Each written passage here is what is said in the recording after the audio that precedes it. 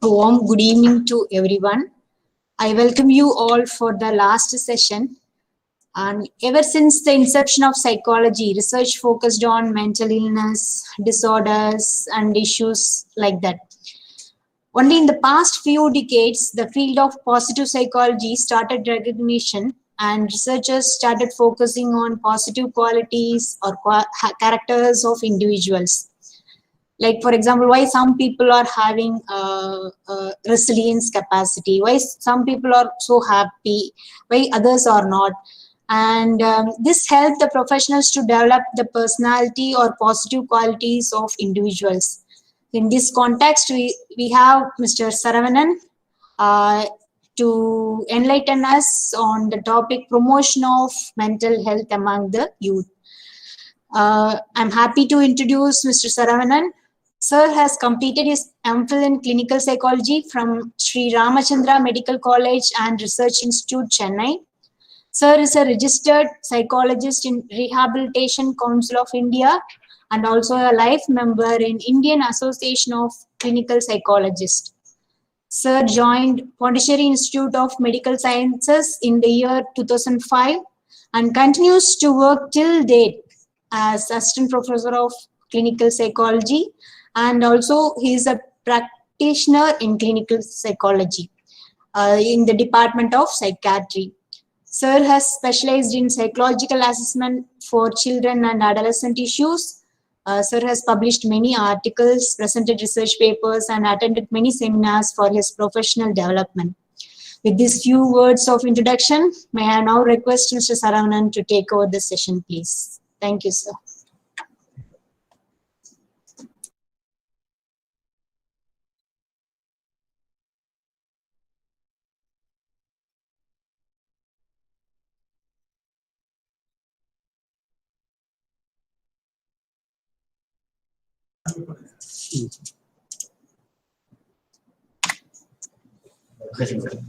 Good afternoon. Hi, this is Saravanan, clinical psychologist. As ma'am has given introductions about me. Okay, today I'm going to talk about the topic on promotion of students' mental well-being, role of teachers. So this is all the content I'm going to present it today. The introduction, define mental well-being, epidemiology, etiology, mental well-being of young minds, model of promotion, mental well-being, promotion of students, mental well-being, role of teachers, and then few case scenarios. So there's introduction, like the reason for this topic, the young age, the most important phase of in our lifespan. The reason is during this period only, the most of our the psychological, physical development is happening, especially personality development, attitude, cultural values. All these things are developing during this period. So that is why we say this period was so very, very important. As well as even we can call it as during this period of the mental health was the blueprint for their future mental health. So the another thing is a lot of research and studies, they talk about the mental and substance use disorder. During this young mind age, especially in the young age and adolescence age only, the concept used to be there. Another thing is, another important thing is relevant to our topic, that during this period, most of the young minds, the adolescents, they spend their most of the time in the education institutions. So obviously, so the teachers has a role to bring their in certain mental being. So that is why when the present, like WHO, they started giving too much of importance to a young minds. So that is why in 2018 they made World Mental Health Day theme as a young people and the mental health in challenging or changing world. Okay. So as like the previous presentations also, some of them they briefed you about like the define mental health, the WHO definitions. So even I wanted to just explain about that. Some people they thought that the mental well-being, it means they talk about anxiety, depression, psychosis, and all those things. Here they have given clearly the people who knows their abilities, even plus or even their minus, and then who's able to cope up with their daily stressors, day-to-day problems. Okay, and then who's productive to their society as well as to their community. Okay, so with all these things, when someone has, they say that their mental well-being was good, and someone is not able to be like this, even they have some issues in their mental well-being. So I would like to give one scenario in this. The ability to know about our abilities, like in India, the Rajasthan state, in that one particular district called Kota. Recently, some of the article, even the Kota district has become a suicide place. The reason is so many people they go there for their higher studies, the entrance examination preparation, competitions exams, IAS, IPS. Even some of them they go for their postgraduate doctors, entrance exam coaching and all. The people are trying there. After some time, if they couldn't able to achieve their mark, if they are not able to get the seats in their concerns with their higher studies, the people, the chances of attempting suicide is becoming high, particularly in those places. They say that sometimes it's not that people should not try for their ambitions. They have to try based on that experience. They have to plan accordingly. If they didn't do that, the chances of going into a lot of frustrations, failures in their life. Okay, these things we are going to discuss little more in detail.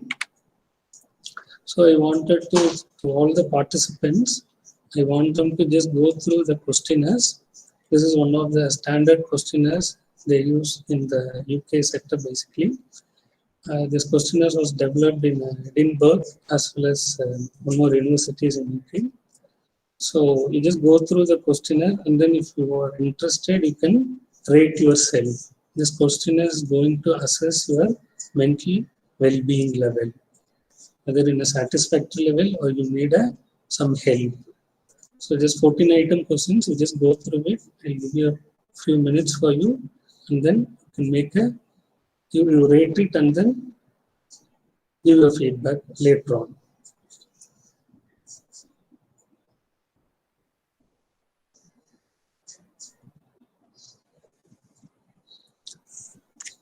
The questions are like, I have been feeling optimistic about the future. You rate accordingly your experiences for the past 2 weeks. The next question, I have been feeling useful. How do you feel for the past 2 weeks? I have been feeling relaxed. I have been feeling interested in other people. I have had energy to spare. I have been dealing with problems well. I have been thinking clearly. I have been feeling good about myself. I have been feeling close to other people. I have been feeling confident. I have been able to make up my own mind about things. I have been feeling love. I have been interested in new things. I have been feeling cheerful. So you rate accordingly how you experience for the past 2 weeks, and then you make, after you are rating it, you just take the total scores. The total score cutoff, they says that the people who have less than 40, it shows that they have the chances of mental well-being not fully satisfied. The people who are above 40, the chances of the mental well-being satisfaction was good. So the next I wanted to talk about the epidemiology. In our world, 1.8 billion young populations are there, the age between 10 to 24 years. The 1/4 of these populations were the total populations was contributing in our world. The census was given by the New York in 2014. In India, the world highest number of this age group with 356 million populations are there. There are even that same survey, it has mentioned that 9 out of 10 live in the less developed countries. Another interesting thing is here the most chronic and then devastating mental illnesses, the onset before 24 years. Even we have studied in some of the books, they talk about developmental psychology. They say that the adolescence period is a very stormful and stress period due to some biological cause, due to psychological cause, due to cultural and social factors. They used to get into some kind of a psychological disturbances or emotional disturbances. And then especially in the suicide, when you ask about the suicide prevalences, the attempt, especially during this age group only, that was proved in so many other articles and studies also, researches also. The suicide rate in India in 2015 at 15.07 out of 1 lakh people is higher than the region average of 12.9 and the global average of 10.6. The statistics was given by the WHO in 2016. When they say that till 2011 to 2014, the Pondicherry is in India, Pondicherry is the high suicide attempt, the suicide rating was in the number one state in the India. Another one, suicide in the leading cause death among those aged 15 to 29 years in India. This is also another one study has proven. So especially when teachers were dealing with these people, they have to have some idea of how to pick up the student suicidal ideality and then how to prevent those things. So that is why this epidemiology we are trying to emphasize on it. And then the lack of knowledge about mental illness poses a challenge to a mental health care delivery system. So the mental health delivery system, apart from treating, and then the people, the lack of knowledge, the attitude towards mental illnesses, stigma, and all those things having the biggest challenge to us. Okay, so even when we start this kind of community promoting programs, even in a school mental health program, in all these things definitely will help us to overcome this difficult task. Another is stigma and discriminations are negative consequences of ignoring and misinformations. Obviously, when there is a stigma and there is a discrimination, definitely we will not have the adequate view on or appropriate about the dealing with these people. This is generally I wanted to tell that what is the general role to be a teacher. This was given by the National Education Policy in 2019. They say that to be a teacher, they have to be very passionate in their profession and well motivated.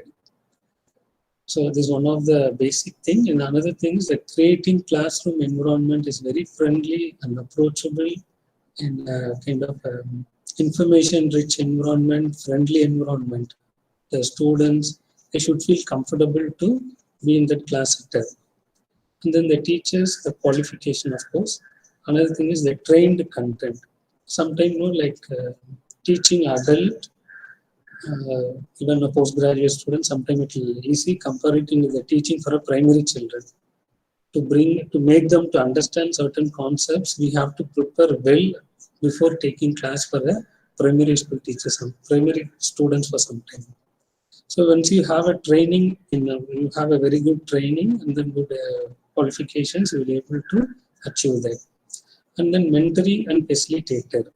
Here only, the most of the in the mentoring we talk about the teaching. Even they have the time to share the students' mental well-being and then emotional well-being and then their interpersonal related issues. Apart from academics, also they can share in this particular time. And facilitators, the teachers are not the. They are not making the students to depend on them. They're facilitating, guiding them to take a decision to how to handle those things in their future's problem. So in mentoring in area only, we are going to give certain psychological techniques and methods how to they can do their service even more better. And then pedagogy and practice.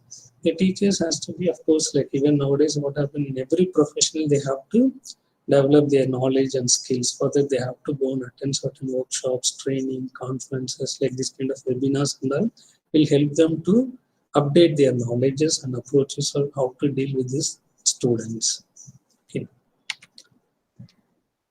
Here, There are some psychosocial factors. This affects the young mind's mental well-beings, especially in uh, the present, like in a school setup, even in a society, even in environment issues, environment setup also. The first one is the low priority to mental health.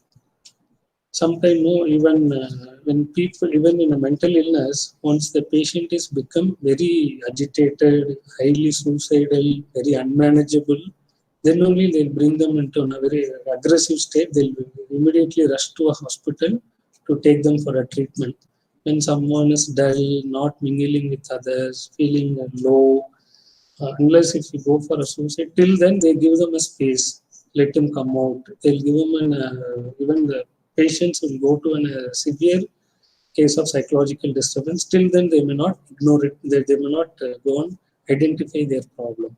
Sometimes the low priority to a mental health, sometimes the institutions, the education institutions also, sometimes they give importance to educations than their well-being of psychological things. Another one is stigma, especially in adolescence, we generally used to hear this word from the family members.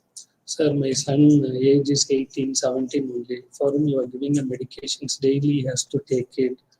We feel that very difficult, and then how he is going to manage in his future. So sometime of the stigma about the mental illness, the treatment about the psychiatric treatment and the stigmatized, all these things make them to be even more worse in their conditions. And then the misconceptions. Most of the people, they have the kind of misconception about their mental illnesses. Some people, they think that mental illness means like they'll be laughing, dancing, and then suicidal, and then manic state only. The other things and all, they think that they are normal due to their personality. They are doing it like that. Due to the misconceptions of mental well-being, sometimes we ignore so many psychiatric problems. And then the lack of service, especially people in the people who stay in a village, a rural setup, and all. Rural setup, the facility of the mental services, mental well-being services, psychiatric clinics is very, very less. So because of that also, the people, they want to get their services, but the facilities was not there. And then the lack of awareness is also. The people, they are not aware of that this is an illness, there is a treatment for it, we can make them to bring them into a normal, we make them to be functioning like other people. Another one is like poverty. So these also have the chances of affecting their mental health, the young people. And then the malnutrition. So many studies has proved the malnutrition is not occurring only to a poor population. Sometimes the people, like especially in adolescents, they more concerned about their body image. So that is why so many people, they go for dieting, they're not eating. Even we talk about the anorexia now, eating disorders, these are all very common in the adolescence period. Another one is the child abuse. Of course, like we know about the child abuse has a major impact on their personality development, the attitude towards the others, and then the family, and then the cultures, elders. This will affect the child abuse in terms of like sexual, physical, even rejecting. These all the things will make them to affect their mental health. The mental illness in parents. If the parents has a major mental illnesses, that leads to affect their child rearing. Even when you go through about the schizophrenics, the psychological causes, they talk about the parenting style and then the parents' communication styles. This leads to affect the child mental mental well-being as well as their personality. Another one is the family conflict. We generally, like when family members brings their children to us for the behavior therapy for their behavioral problem, when you look into their history detailedly, the most of the cases when the parents having a conflict, that leads to affect the children, and the parents having a kind of separated parents, chronic marital discord, when the children are living in this kind of a family setup, that leads to affect the children's mental well-being. Another thing is on death of family members. If the father or mother, if someone, the siblings, and these are all the death of family members also leads to affects the child, the significant person, the significant caregiver, the primary caregiver. If they kind of the child was lost, that leads to affect their mental well-being. And then the bullying, of course, in the schools, colleges. Sometimes in the colleges we talk about the ragging. In the schools, the bullying. The most of the children they face in their lifetime.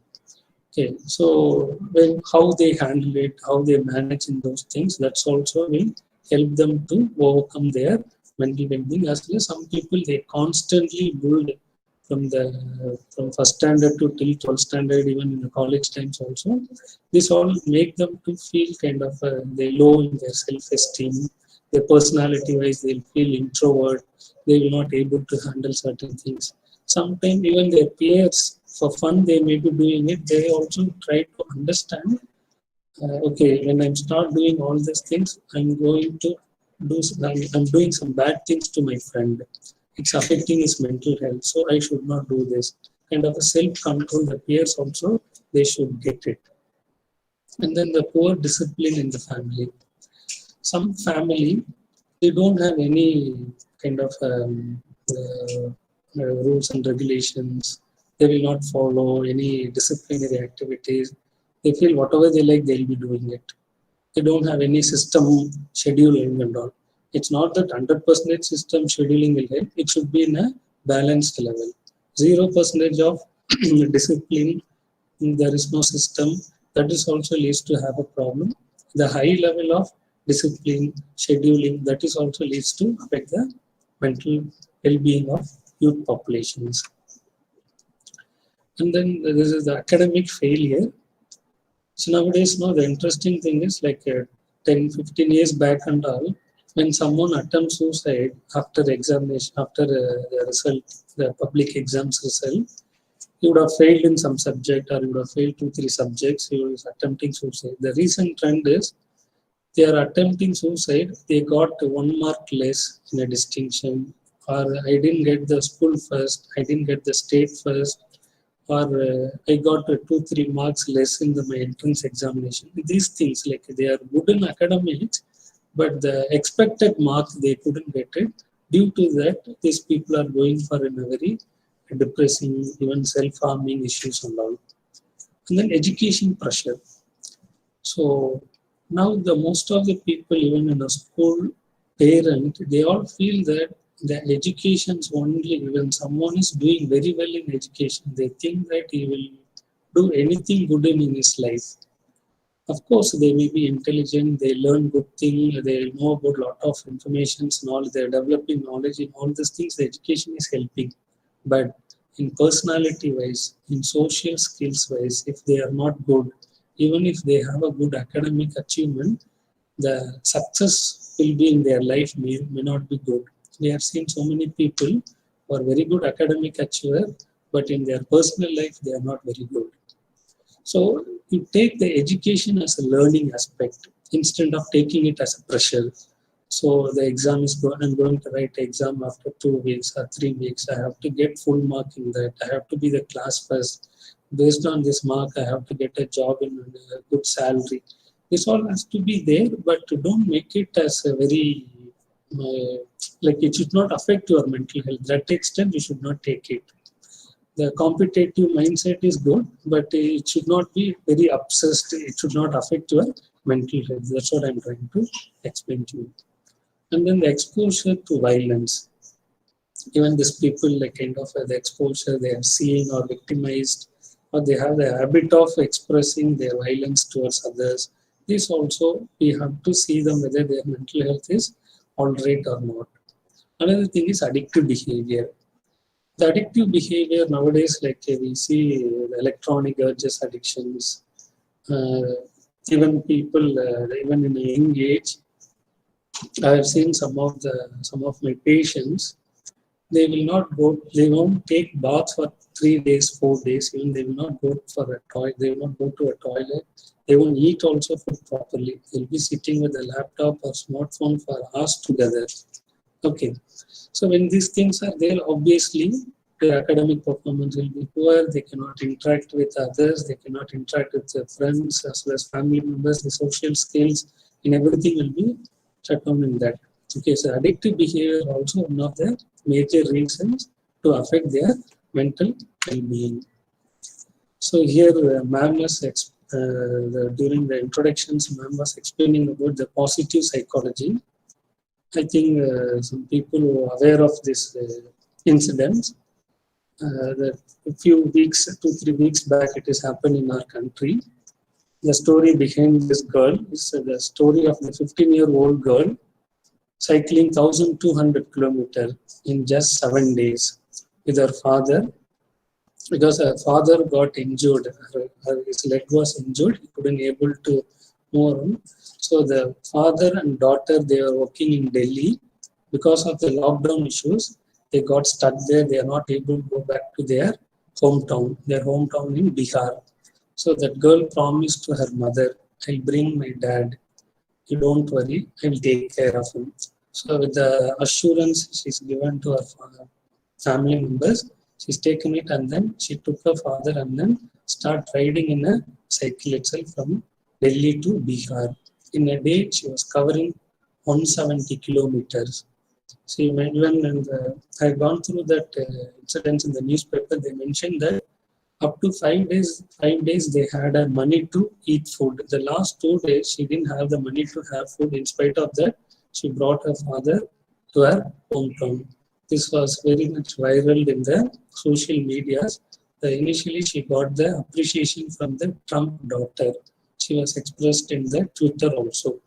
So what we are trying to explain in this, based on the story, not story, the real event, the teachers, when they started empowering their students, even every student, every individual, they all have this kind of a potential, capacity, efficiencies are there. When they have the very good teachers who identify that, when they make them to achieve that, to reach their self-actualization level, in every student they will be like this.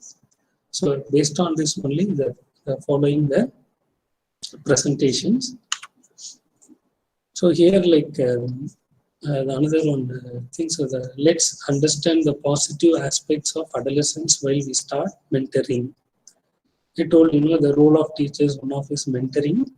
We try to concentrate even some of the students' positive aspects. Once you start doing that, handling adolescents will not be difficult.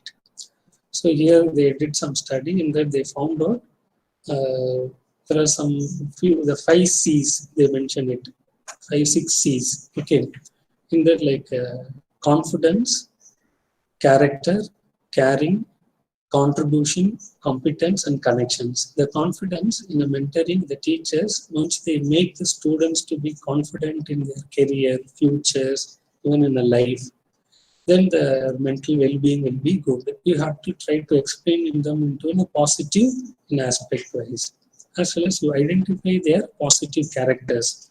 Even adolescents, they have positives, but we generally, most of them will say that adolescents means always they are problematic. Even parents, they think like that. Even sometimes the teachers, the education sector, even the society also, they think like that. We try to identify their positive characters that definitely will help them to better in their mental health. And then the caring, the sympathy and empathy, we have to try to teach them, as well as we have to provide that. Then only they also will realize sympathy and empathy with others, how it will be benefiting to them. Another one is contributions. The adolescents sometimes know, even in a family, the most of the decisions, the family heads, they may be taking it.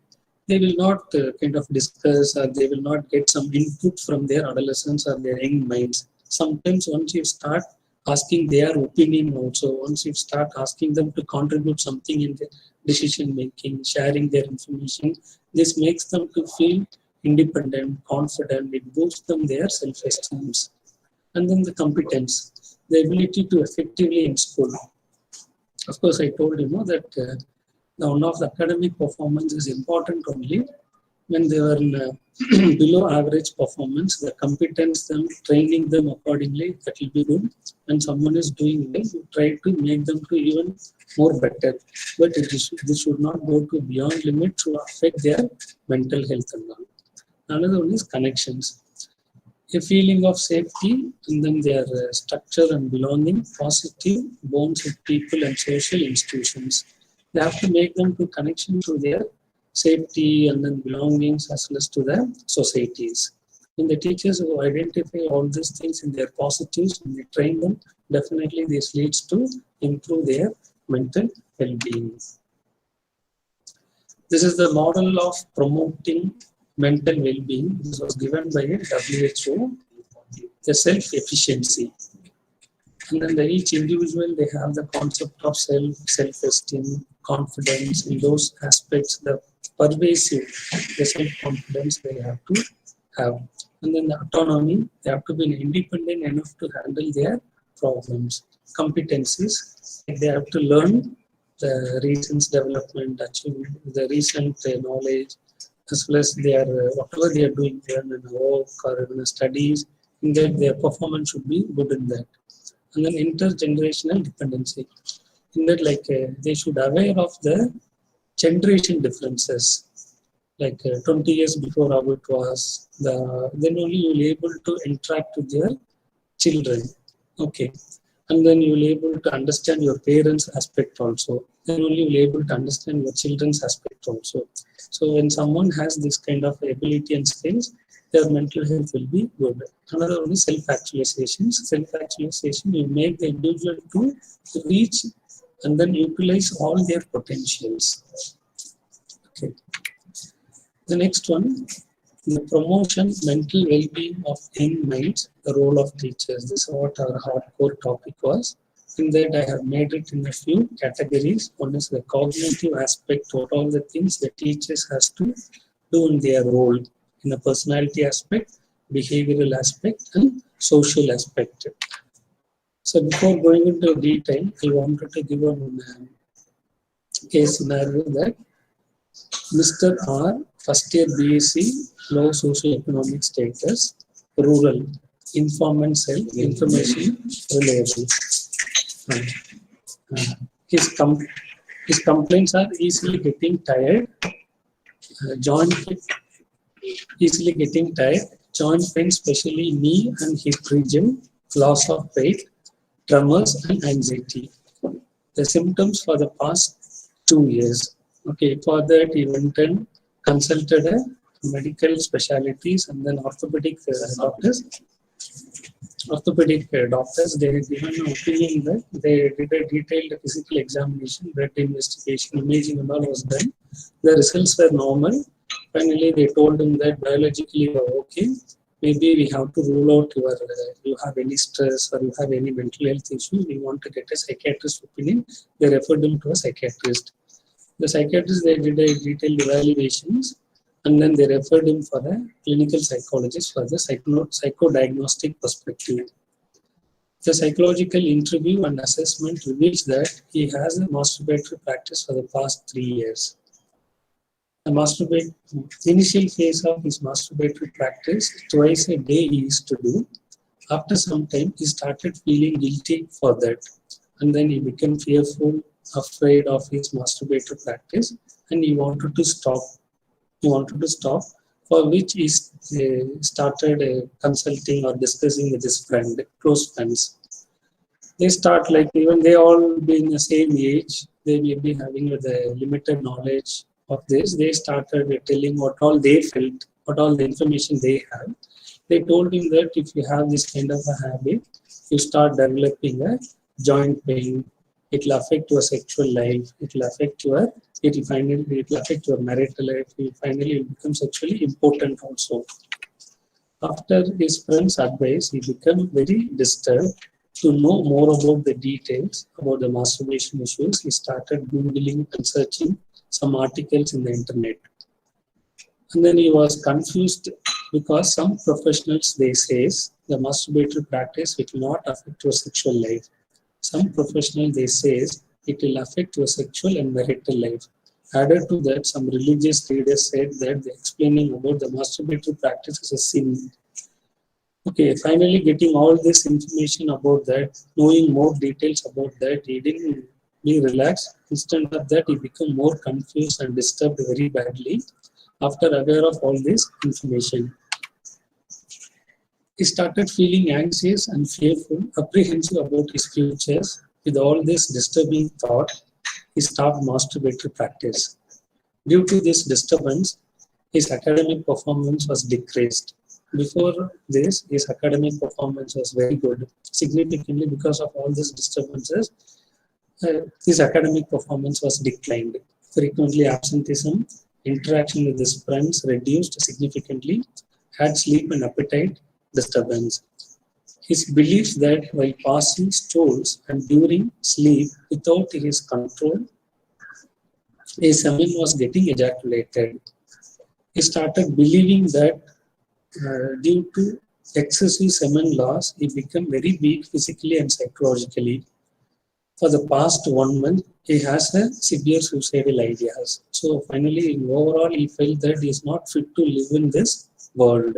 He felt that in academically he is not doing well, when physically he is not very strong, and then psychologically also is not good. So we call this particular syndrome called Dart syndrome.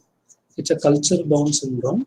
Some culture peoples, they believe that the semen loss, it leads to make them to be severely physically tired, and then they become physically weak. It leads to affect, they have some psychological disturbance like anxiety symptoms, and then it leads to affect their marital life. Because sometimes when I'm talking about this Dart syndrome and all, the people who are in a young adult only, they used to have this kind of a confusions. Even in this case scenario also, I mentioned that the first year student, maybe you're 17 or 18-year-old, and the mentors, the teachers, when they are there, the adult, they have some knowledge and experience about their some sexual education issues. When some students were not regular in their class, when started deteriorating their academic performance, you identify those children, those students, and then you talk to them, you try to identify what was their problem before they're getting up some misconception, wrong idea about their problems. Okay, this kind of things as a teachers, you people can help them. The cognitive aspect of the promoting mental well-being to young minds. The first one is the mindfulness. The mindfulness, one of the basic thing is they said that who will have a mindfulness when you are not prejudiced about something, when you are not fixed idea about something, you will have a mindfulness. When someone has the prefixed ideas, I know that all adolescents are useless. I know that who started coming into a college, they will be not they're coming to a college not for education purpose, to enjoy their life. When you are like this, the understanding about those people will not be good. The another one is the problem solving skills. When students comes and ask some suggestions, help from you, when you have the problem solving skill is good, so you can able to help them.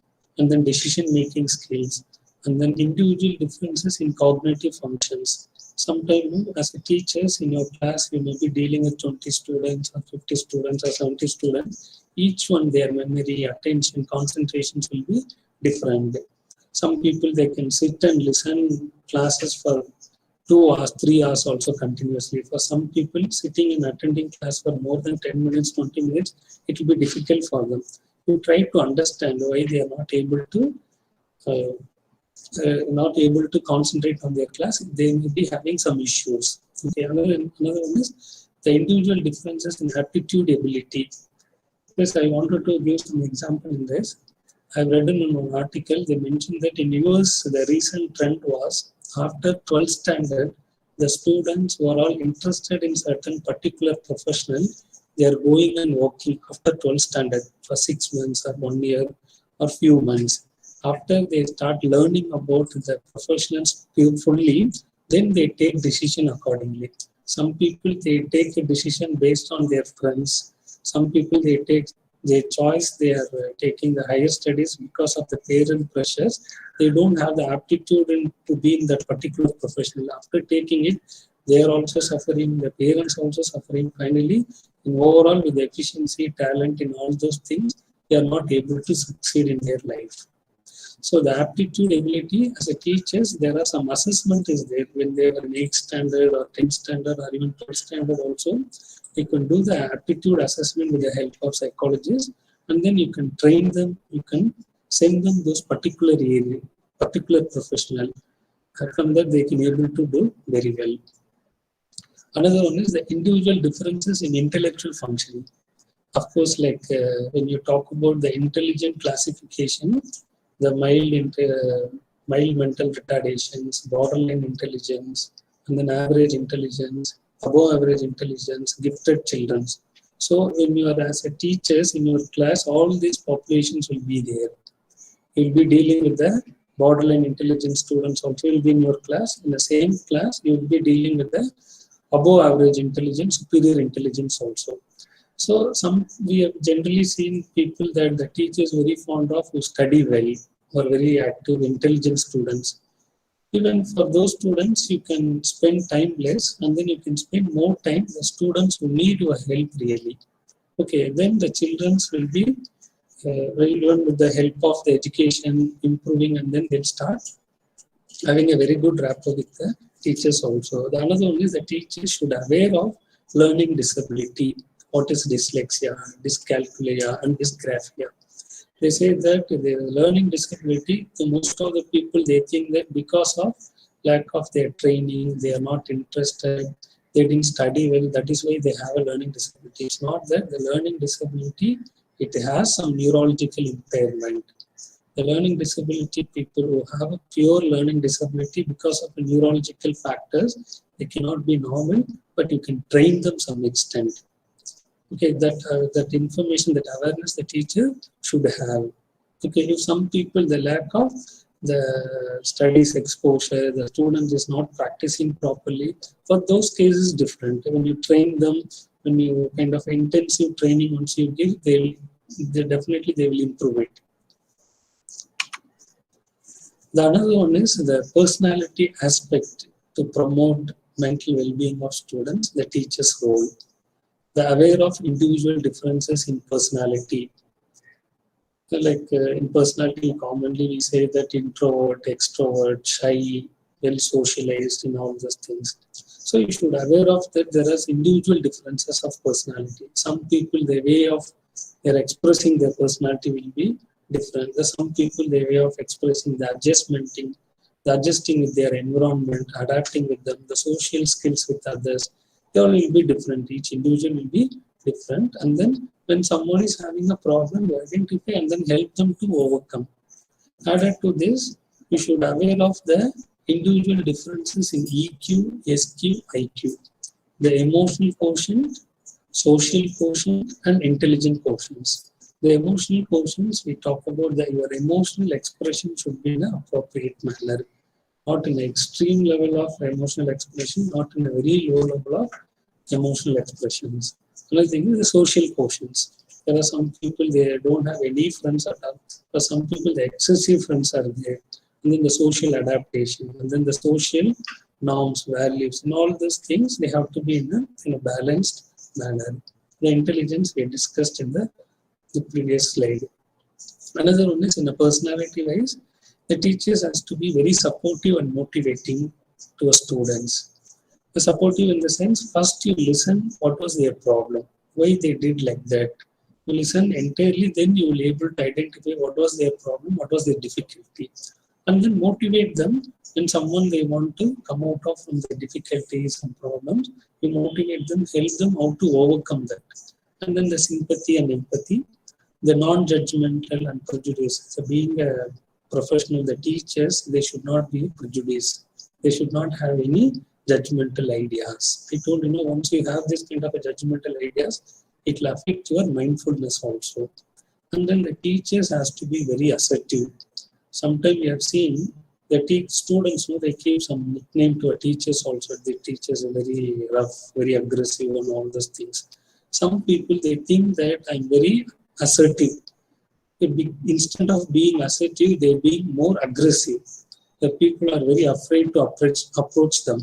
The assertiveness, what they are saying is, where you have to say no, you have to say no. When you have to say yes, you have to say yes. You are expressing your opinion without hurting others. That is called assertiveness. Sometimes when the teachers, when they give full freedom to students, sometimes they don't have the ability to control the classroom setup. But when they have the assertiveness, they will be able to control the class as well as their ability to express their kind of the strictness, discipline in the classroom. For that, they should have the assertiveness. Okay, the assertiveness is different, aggression is different totally. Okay. Another one is they should have social skills and communication skills. The social skills and communication skills are not the very, very important character and personality to being the teaching professionals. Okay, once they have the social skills and communication skills in very kind of a very appropriate manner, with that they can able to train their students also. They can teach them the importance of the socials and communication skills. And then the stress management. Okay, there are people, they're managing a stress in a negative manner. The people who generally you ask the people who smoke, why you smoke? They'll say that whenever I'm tensed, if I smoke, anxiety, tension will come down. People will say that due to work pressure, business pressure, and drinking. Even in adolescence also, they have the idea of the relationship breakup. They go and drink and smoke. These kind of things they used to do. These are all unhealthy way of stress management. We have to teach them the healthy way of stress management. For that, the teachers, when they have the habit of the healthy or positive way of stress management. Another one is the student, and then the students, they should not think that the stress always is negative. Sometimes some amount of stress, it will make you to be productive. It will push you to develop your skills and knowledges. Okay. The last one is the ability to empower students' strength and make them to be independent. The teachers, sometimes when I've seen some people for even for small decisions also, they used to go and discuss with their well-wishers, to their teachers, who kind of guiding them, helping them. It's good. Maybe in the initial stage, whenever they comes and tell you, you can help them. But after some time, you should make them to be independent, to make decision in their own. You have to facilitate, you have to guide them only. You should not make them to be independent on you. They should not make them to be dependent on you. The next one is the behavioral aspect, the promotions of well-being of young minds, the teacher's role. The teachers, they should be aware of the learning principles. The reasons, once they have the aware of the learning principles, then only they can make the students how to learn certain things. In what all the methods they can utilize in for their teaching purpose, even to disciplining their students' behavior also. The another one is the behavioral modification techniques. In that we generally give them some example is ignoring certain abnormal behavior. We have to ignore it. For certain abnormal behavior, you have to give them some negative reinforcement. Some techniques, if you know that, you will be able to change their maladaptive behaviors. I wanted to give one example in that. When the child was asking for a chocolate, and the doctor mentioned clearly the child should not take chocolates for another few months, because this leads to create more problem in their dental issues. But when the child keep asking it, when the child starts crying, initially the child will be asking, the parents will be refusing it. After that, the child starts crying. Again, the parents will be refusing. Once the child started rolling in the floor, then the parent will give the chocolate. Finally, the child is learned it. Whenever I need a chocolate, I have to roll in the floor. Then only I'll get the chocolate. So this kind of things will not change their behavior. You have to tell them certain behavior, this kind of adamant, and then when they are crying, this kind of thing, sometimes you have to ignore it. Then only the child will change their behavior. These are all the some behavioral techniques. If they are aware, they can try to implement it in their classroom setups. Another one is the reinforcement principles, the positive. What is positive reinforcement? What is negative reinforcement? What is punishment? We have seen sometime the family members, they think, even the parents also, when the parents also, they think that the punishment is the best way of disciplining certain behavior. The punishment will help them to modify their behaviors. There are a lot of studies proved that the punishment will change temporary changes only.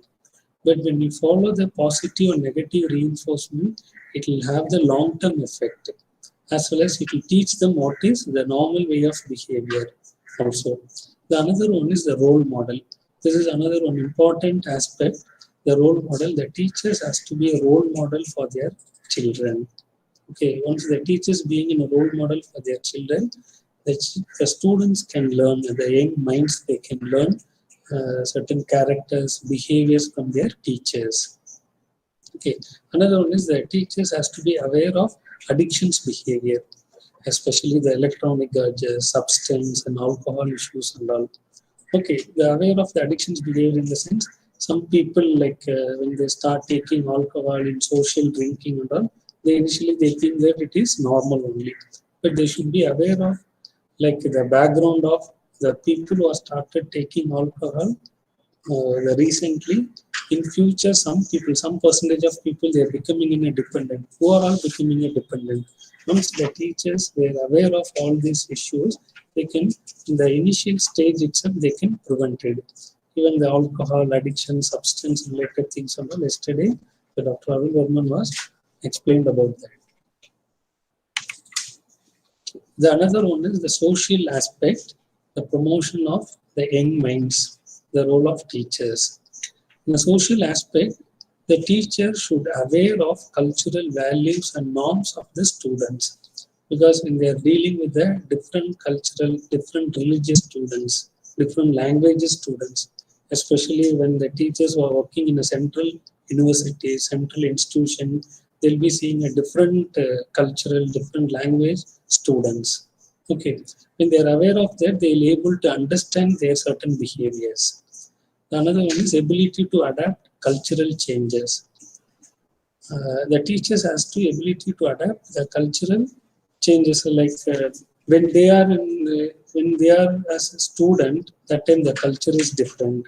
But when they are become a teachers, when they are dealing with the students, the present generation is different.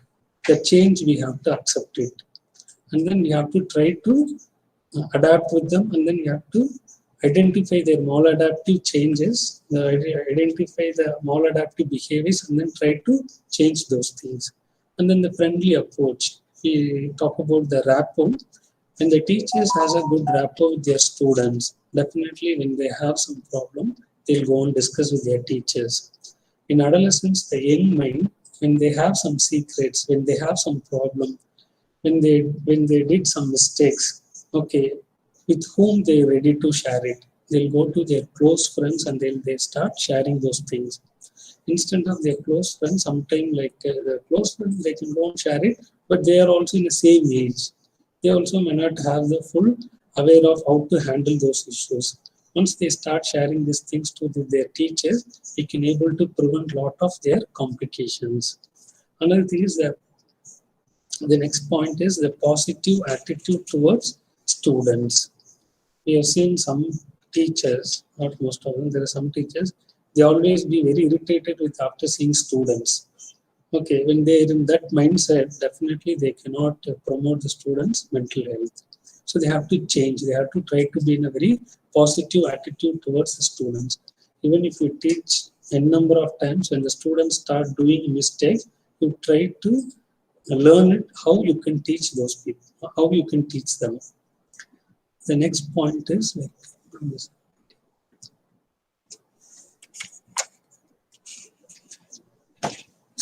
next one is that environmental influences. The environment influences also has the role of changing and then affecting their behavior, that we have to be aware of it. Okay, the another one is the peer group pressure. The peer group pressures, we have to be aware that why certain maladaptive behaviors the students was expressing. Till few months back or few years back, he was very good student, but now his entire behavior is changed. And even sometimes the parents also feels that he's good only because of his peer group, is all his the personality and then his character, his attitude has changed. And then the practicing healthy lifestyle, that is also one of the important things. We have to teach and we have to train the students to practice the healthy lifestyles. That is one of the very important things. The next one, the case scenario is Mr. A joined the management course and started staying in hostel for the first time. During the evening hours, he chatted with his friend and schoolmates regarding his new course, new environment, and friends. Over the next few months, he was spending excessive time on his smartphone. He was spending several hours a day chatting, calling, watching movies, YouTube videos, reality shows, listening to songs, scrolling FB and Google search for his studies and games and all. Like what we are trying to say is he started spending most of the time in the phone only. Meanwhile, he got into a relationship with a girl. He felt that he was enjoying his freedom and his life. Okay, he used to sleep late in the night and sometimes only early morning only. Even most of the students are staying in a hostel. They say that we all sleep at 3 o'clock in the morning. After 4 o'clock only, we used to sleep in the morning. Till then, we'll be chatting with our friends, kind of, and then watching movies, some serials, and then they'll talk about the Facebook, WhatsApp, and all. So he did not attend his class regularly because of his going to a bed in the early morning. He couldn't able to get up before the college time. So finally, he's landed up in the classroom in the late, and then irregular also in the classes. He's not attending his first class in the morning simply because he was unable to wake up and get up ready on time. His teachers caught him dozing off in the class several times. His eating pattern changed completely. I even asked so many people in adolescence, in the morning breakfast, they are not taking it. They think that some people, they say their diet, some people, they say that I'm sleeping late, I don't have time to eat also. Another one is that on most days, he did not have time to breakfast. At other time, he started eating a late of junk food while watching movie and browsing in the internet. He had gained weight within few months of college. During his school days, he was a sports person and he won several medals. After joining college, he did not practice any sports and neglect his physical activity because he was busy with other electronic and all other things. His academic performance started declining and he started scoring less marks on internal examination. University exam date were announced. He decided to follow a timetable for study. Okay, he found it difficult to change his habit despite his best effort. He was unable to spend enough time for his studies due to several other commitments and distractions. When the exam result came, he had failed in the subject. His parents were asking the reason for his failure because he never failed in any exams in the past. After his exam failure, he became depressed. To relax, he started consuming alcohol with his friends. I told him there are some negative way of stress management. Later, he started using alcohol to handle his depression. He got into frequent fight with his parents, girlfriend, and friends. Finally, he became lonely due to his unhealthy lifestyles. He was stressed. Okay. So these are the next slide. We are talking about that the barriers, the promotion of students' mental well-being. These are all the certain barriers the teachers were facing. Okay, the barriers, the role of teachers. Okay, the role overloaded. They say that there are some studies proved, especially in the female teachers, they have to take care of the household work as a teachers. Added to that, they have to work as a mentorship and then to spend time for the students. They're finding it difficult to do. They're finding it difficult to overcome that. So that is also one of the reasons for them they are not able to spend time with their students. And then the multiple responsibility. There are some teachers who have a multiple responsibility in their education institutions already. Added to that, to taking as a mentoring shape and then spending time with their young minds for their mental health, for promoting their mental health, they're finding it difficult. And then the physical stress present in the school. There are some other difficulties, some problem they may be facing in their education institutions. And then another one important point, the low mental health versus burned out easily. There are some teachers, they have some maladaptive personalities, and there are some teachers who have mental health issues. For those people, they easily get burned out. They're finding it difficult to adapt and overcome the students' issues. And then the personality type, certain study has proved that the teachers who have an extrovert type of personalities, they are able to handle and they are able to promote the mental well-being of the students. Okay, the introvert teachers, they're finding it difficult. The introvert, they are very timid, shy, anxious, fearful. They don't want to have any change, very less socialization, poor in communication skills, not assertive. These are all the characters and behaviors of the introverts. The teachers working in a government and private sector. The government sector people, sometimes due to a salary, job security, the people will have the time to spend time with them. The private sector, some people they finding it the salary is not satisfactory to them, their job is not security for them. This also leads them to not have this kind of the students' mental health, the role they are not able to devote. And then the job satisfaction. Some people they are not happy with their teaching job. That is also one of the reasons. Job security, one reason. And then teachers working in urban and rural. The people, there are some study mentioning that the teachers who are working in a urban sector, they feel more satisfied. The job satisfaction was better than the people who are working in a rural sector. For that, they given us so many other reasons because of the transporting and then the facilities which they have, and then they could able to spend time with, after class hours, and then they could able to spend time with the families in the rural setups. The traveling, and then the rural people, their education's level, and then they have the parents' involvement in the students' education. So this all have the cultural influence also was there. And then the teacher's own childhood experience and cultural influences is one of the important things. What they say that some teachers they feel that when we were in student we had a lot of difficulties, problems we faced. Okay, so as a student means you also has to face the same thing. Then only you'll become a better teacher. Because those days it is different. The present culture is different. That change they have to feel. Okay. So this like some images that teachers juggle multiple challenges in the classroom. Okay, the marks issues, and then the class has to be very effective, and then the students has to be very involved. They have the multiple role to perform in the classrooms, and then obviously the teachers has the high workload. Some people the morning, like before work and after work, you could see the different changes. And then some teachers, because of the chronic stress, family, work, and then the students' issues, academic pressure, and all these things make them to be in a very chronic stress. This chronic stress leads them to have some identity disturbances, like how here the zebra is losing the lines, the same way the individuals they are losing their identity. There's some positive way of stress coping is the positive way of accepting it. Prepare your mind that okay, this kind of a stress will be there in my professional. I have to accept it. I try to adapt into that.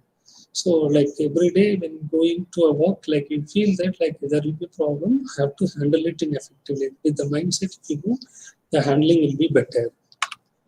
And then don't ever give up. You feel that your life is end, it is over, but it's not the end. But you till you hope yourself to try to overcome your difficulties, you will able to achieve it. And then the end is not near. You must learn to cope.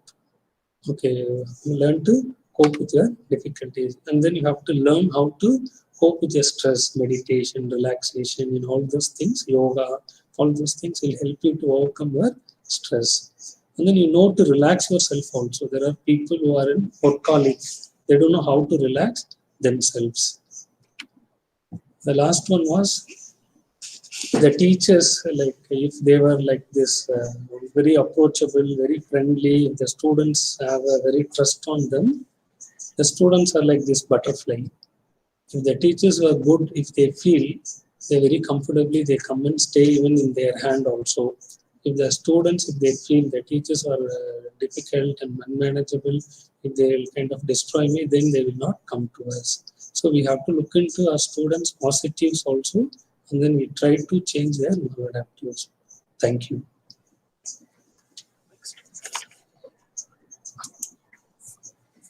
Thank you, sir. There are some questions they have asked. Yes. Thank you, sir. Thank you. Can you just explain some more details about healthy ways of stress management for the students? So healthy way of stress management is like a healthy lifestyle. And then when you have a problem, you have to talk to someone, try to get a help. Some people, when there is a problem, they try to avoid it. Instead of avoiding it, you face the problem. You try your level best to handle it. If you are not able to handle it, you try to get a help from people who understand you very well.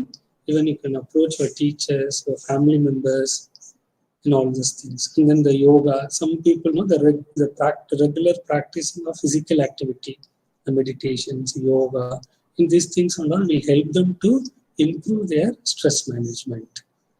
Okay, thank you, sir. Sir, how can we help students who come from families that lack in discipline, like family discipline, Okay. as a teacher, or is our role? Sometimes you have to identify them. The individual differences are there. You have to identify them whether the students has really a conduct disturbance or anything. If they have oppositional or conduct disorders or something like that, sometimes we have to get the professionals' help. So when some people who comes from the background of undisciplined families, you talk to them, you can explain to them, you find out why they behave like that. What is the reason for it? Sometimes they think that this is the solution for their problem. They say that the conduct disturbances, the reason some children who are depressed, they'll express it as a conduct disturbance. Some children in the family, there will be a sibling rivalry will be there. The child feels that I was rejected from my family. To get my parents' attention, they will be doing certain behavior which the parents didn't like. Sometimes those things they try to imitate in the classroom also. So first we have to find out why they do like this or what is the reason. We find out some more details, then we will be able to help them better. Nowadays, most of them use mobile as a stress reliever and eat many junk foods.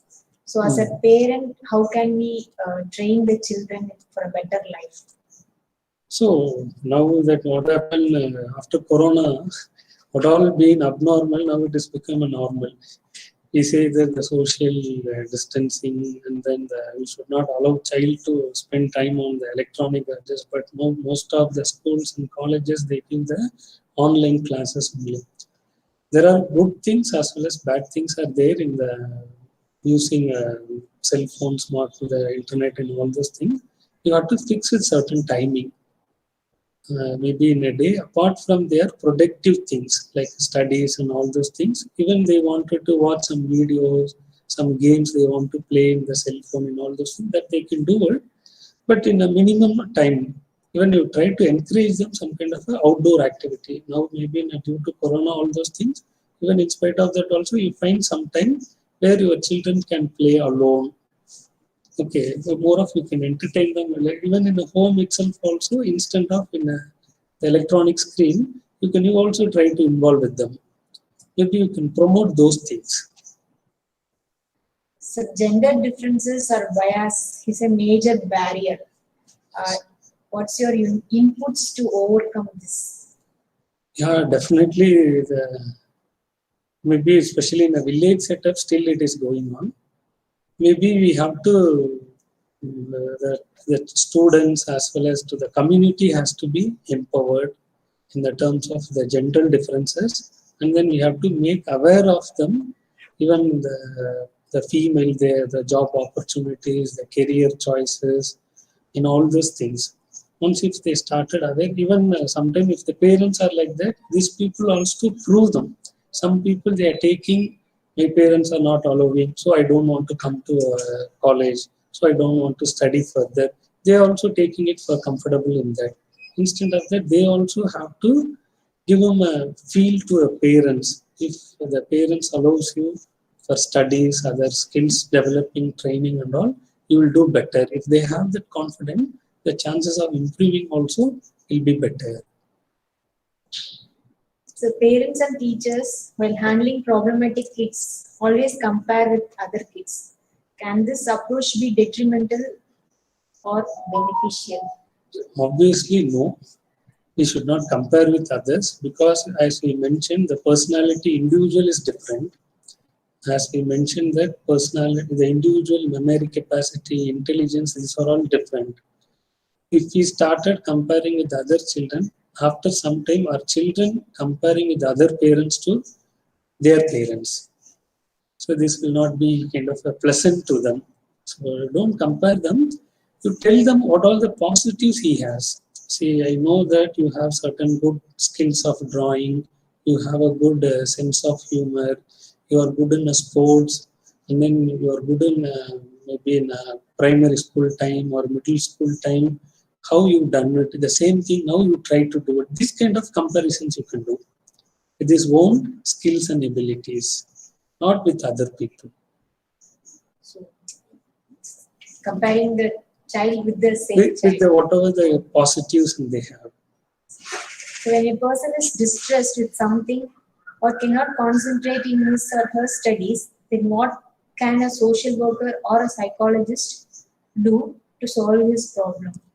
See, sometimes we have to identify sometimes this distress and all, whether it is in a normal level or whether they were in a very severe form. Sometimes some people will be having some thought, keep on coming it like a kind of obsession thought. When it comes beyond the limit, definitely they may have to get a medications. The psychiatric opinions also they have to take. As a psychologist and social worker, better can have an opinion with the psychiatrist. Okay, to the distress the students were finding it difficult to overcome. Even we have tried certain psychological methods, social interventions we tried. In spite of that, the improvement was not so good. So we want to have your opinions also. You can try to get the professional's opinion. One final question, what are the methods used to solve academic failure? Yeah, first we have to identify that the students' the reasons for their failures. One is the another one is like kind of whether they have a memory issues or the concentration issues or the presentation issues. Those things they have to identify, and then maybe they can have a feedback from their teachers also, and then in the past how they prepared in their examinations, the present how they have the like when they done well, how they presented. The present, if they are not preparing well, what is the reasons? When they compare with these things, they can able to identify. Another one is like the last minute kind of overcoming all these things. Sometimes they're finding it difficult. Maybe in the initial period itself, when they have a difficulties, that time itself they try to get their teachers, the professionals' help, they will able to overcome. So some students are irregular for class and disrespectful to the teachers. Even after informing parents, there is no change in the behavior. How should children be handled? Okay. For those people and all, we have to be sometime evaluate them. Some kind of any other personality issues are there? Is there any mental health issues are there? We approach the parents. They are not coming to classes, but we didn't find the reason for it. Once we start finding the reasons for their irregularity in the classes, sometimes they may not like the course, sometimes they didn't understand also. For them, there may be a communication issues, they may be afraid of the performance of their academics. There's so many reasons are there. First, we have to find out the reasons. If as a teachers, if they're able to deal to those things, well and good. If it is not the teacher's role, if they want to get a the parent help or the professionals help, they have to take them to the professionals. Sometimes some parents may not know about all these details. We can explain to our parents, and then you can take, sometimes the teachers also, they work as a co-therapist sometimes. We tell them that in this are all the aspects to train them, these are all the aspects to follow it up your students. After 2 weeks, when you're coming and meeting us, you give the feedback. Like that, the teachers also can involve sometime in this kind of a behavior modifications therapy. So, one final question, very valid question. Hmm. How many hours is ideal for children to spend on gadgets? Okay. So this is looking at the tricky things. The students, maybe for entertainment means you can give them for 1 hour or 1.5 hours. That is enough. So more than that, like you can try to entertain them in outdoor without spending time in the electronic gadgets, because allowing them excessive time not only making them addictions, it has a lot of other physical complications. They have some ophthalmatical issues, and then they have other, the socialization will not be there. It will affect their entire personality. So in that aspect, when we know that it is harmful, like the productivity nowadays, it has become, electronic gadgets has become one of the productive things, learning a lot of things. And apart from that, like for entertainment and all, they can spend maybe few minutes or maybe maximum hour. More than that, we should not know about. And another one is, initially they start with hours, few minutes. Like example, certain games, when they start playing the game such a way they design, they make them to become dependent. It will become a kind of addicted to them. They have to play at least 2 hours, 3 hours. It will become like that. When these kind of things comes, better not to allow them. A few now they talk about some games in the PUBG game, PUBG games, and then the 1 or 2 years back, Blue Whale. These are all the things you know that it is harmful. Better not to allow them even for 1 or 2 minutes also. Allow them certain for relaxation, but the parents should aware what kind of a site, what kind of activity that they are doing it. Okay, so thank you, sir. Thank you, ma'am. It was a very informative session, and we were able to understand the various aspects like cognitive aspect, behavioral aspect, social aspect. As a teacher, how we can concentrate on what are the ways to promote the mental health of students. Thank you, sir. Thank you. And I request principal to take over the session. Good evening, everyone, and thank you for being with us for all 4 sessions of the International Webinar on Young Minds Matter. We were happy to bring this webinar to you, and we hope that the information gained can be used in positive ways in both your home and your work environments. All the 4 sessions will continue to be available on YouTube. Should you need to refer to the content in future, the same can be accessed through the links on which you connected for these past 2 days. The questions for sessions 3 and 4 will be uploaded shortly, together with a questionnaire. Do fill in your suggestions and comments. It will be helpful to us when we organize webinars in the future. Before we sign out, a big thank you to all 4 resource persons, Ms. Sasha Bipin, Dr. Arun Bachman, Dr. Bipin Ravindran, and Mr. Saravanan for sharing your knowledge and your time with us. Thank you to all of you, our participants. We hope to bring you interesting and informative webinars in the future too. Goodbye, stay safe, stay blessed.